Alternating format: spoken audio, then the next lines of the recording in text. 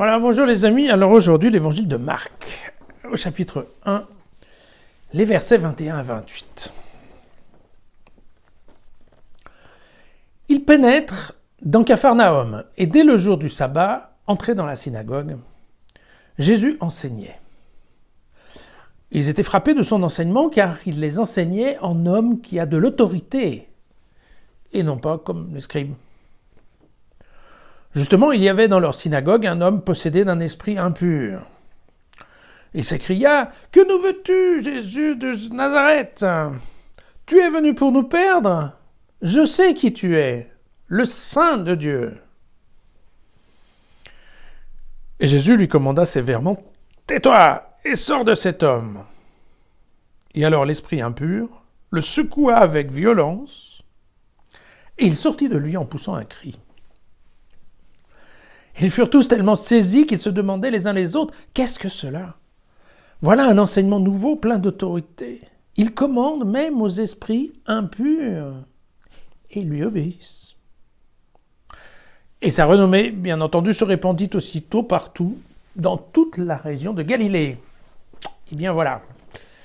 Alors, eh bien, chers amis, maintenant que nous avons terminé, en fait, globalement, le passage, les passages, je dirais, de la naissance de Jésus, des rois mages et du baptême, qui, encore une fois, j'insiste bien, sont des passages qui sont tout à fait imaginaires, eh bien, nous allons commencer à rentrer dans le vif du sujet, si j'ose dire, en tout cas dans la partie qui est la vie publique de Jésus. Hein.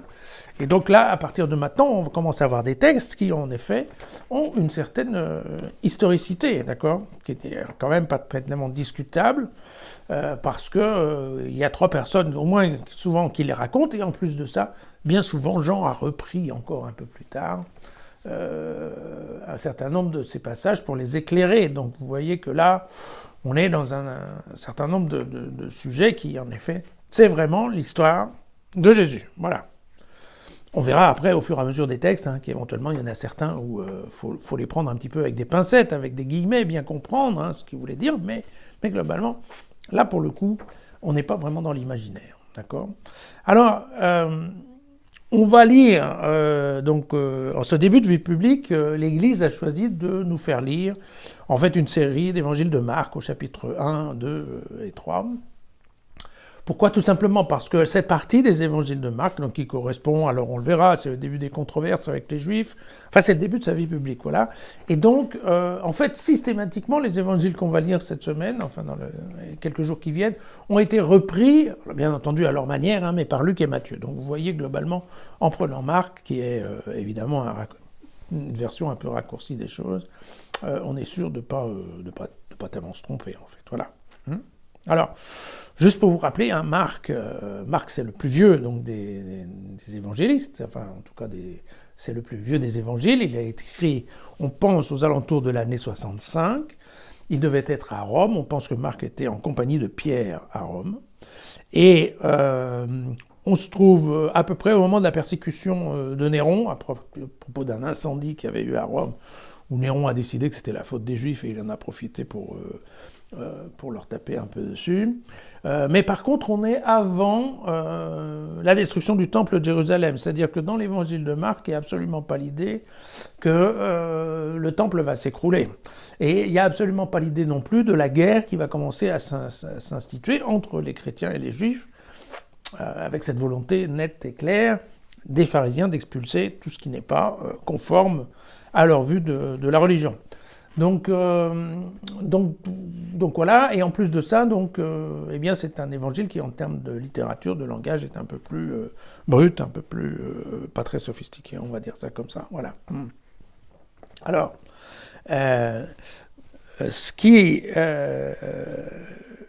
le sujet d'aujourd'hui, typiquement, c'est de nous montrer un Jésus à la fois prêcheur, et bien entendu à la fois guérisseur, mais surtout qui va faire sortir les démons. Voilà, c'est ça, voilà, c'est cette histoire.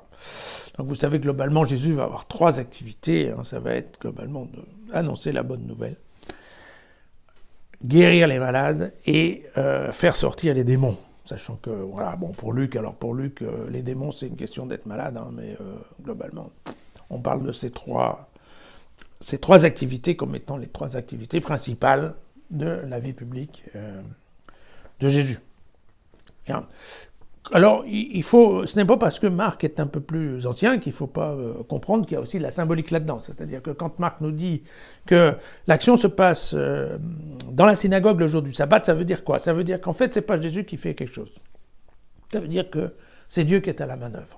Voilà, je vous le dis parce qu'on le verra plusieurs fois. Il y a les moments où Jésus n'est pas dans ces conditions-là, mais quand il est dans ces conditions-là, vous pouvez être tranquille, c'est pas Jésus qui bouge, c'est Dieu. Voilà.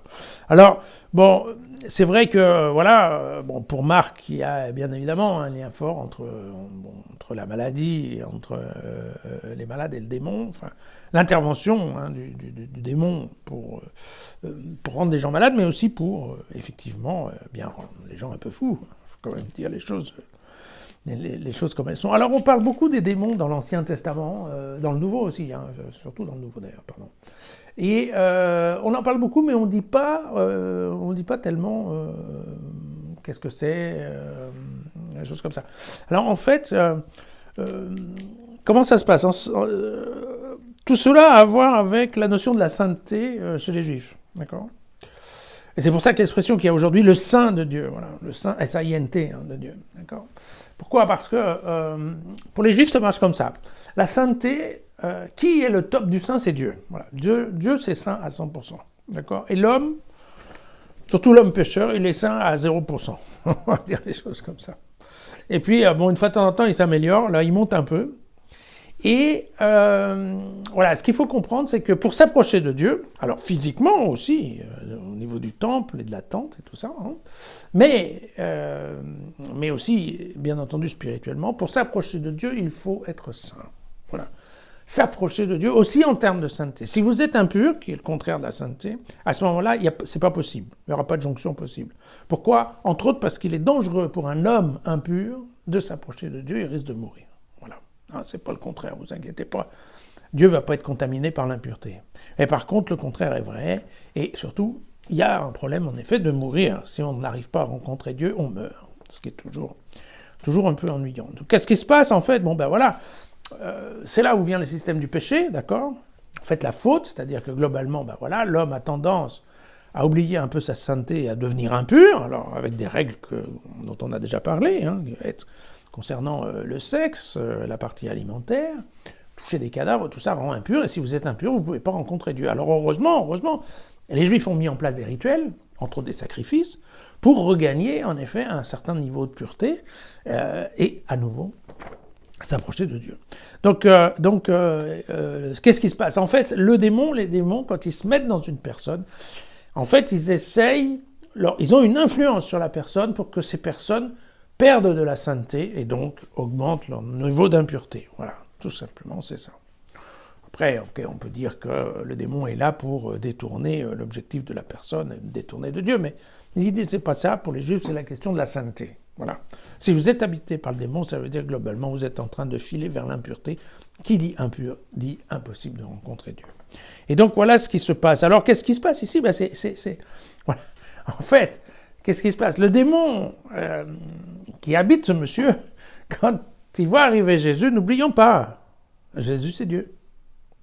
Donc c'est de la sainteté à 100%. Et donc, il est évident que le démon qui est à l'intérieur de l'homme ressent plus vite, je dirais presque, c'est une sensation épidermique. Hein. Il sent que la personne qui s'approche, en fait, elle transpire la sainteté. Et donc, le démon, tout de suite, il réagit, on dit « qu'est-ce que c'est? Qu'est-ce que c'est ?» Et en fait, le démon, il découvre plus vite que l'homme que Jésus est de nature divine. Ouais, c'est ça ce qui est intéressant. Alors, après, il est évident que lui, Marc, son objectif, quand il a construit son évangile, c'est de dire, c'est de travailler sur l'identité, voilà, sur révéler l'identité de Jésus. Donc, il n'y a qu'à la fin, chez lui, qu'on va arriver avec le centurion au pied de la croix qui dit « Ah oui, vraiment, cet homme était le Fils de Dieu. » D'accord ? Donc avant, il ne faut pas que ça se passe trop vite. Et donc, chaque fois qu'il y aura un démon qui va apparaître et dire « Ouais, attention, toi, t'es saint, t'es trop saint, t'es Dieu. » Évidemment, Jésus lui dit « Mais attends, tais-toi. Tais-toi, ça suffit, c'est pas le moment. » Voilà. Et donc, bien entendu, il y a une lutte entre Dieu et le démon, et c'est ce que va faire exactement ici Jésus. Et donc, vous voyez, c'est cette réaction épidermique du démon qui fait que tout de suite, Jésus lui dit, tais-toi et sors d'ici. Voilà. Alors, en effet, il y a une petite phrase là, qui est de quoi te mêles-tu, en fait. Hein, il dit, la réaction de ce démon, c'est que nous veux-tu t'es venu pour toi. Alors, en fait, la traduction en grec, c'est quelque chose qu'on trouve assez souvent dans la Bible. Hein. C'est la question que les gens se touchent, se rapprochent, et qu'il y a une intercession, une interaction, voilà, pardon, entre les deux personnes. On voit ça dans plusieurs fois, mais entre autres, vous savez, on voit ça dans un passage magnifique sur la veuve de Sarepta, où elle demande à Élie, qu'y a-t-il entre toi et moi? Plusieurs fois dans la Bible, il y a des passages comme ça. Qu'y a-t-il entre toi et moi? Cette notion entre toi et moi, voilà, en grec, c'est exactement cette notion. Que me veux-tu? C'est pas qu'est-ce que tu veux de moi, c'est qu'est-ce que tu viens foutre ici, hein? Qu'est-ce que tu viens nous embêter quelque part. Voilà. Comment tu penses interagir là-dedans? Voilà, c'est un petit peu ça l'idée. Et donc voilà. Bon, comme vous voyez, il est évident, bien entendu, que eh bien il faut laisser. Si les démons comprennent vite, eux, les hommes, ils vont mettre un peu plus de temps. Donc il faut leur laisser le temps de lire l'Évangile pour arriver à la fin, à la conclusion qu'effectivement, Jésus était le Fils de Dieu. Donc voilà, le premier passage de Marc là dans cette série, donc c'est typiquement Jésus le prêcheur et Jésus qui fait sortir les démons. Voilà, à demain pour plus d'aventures.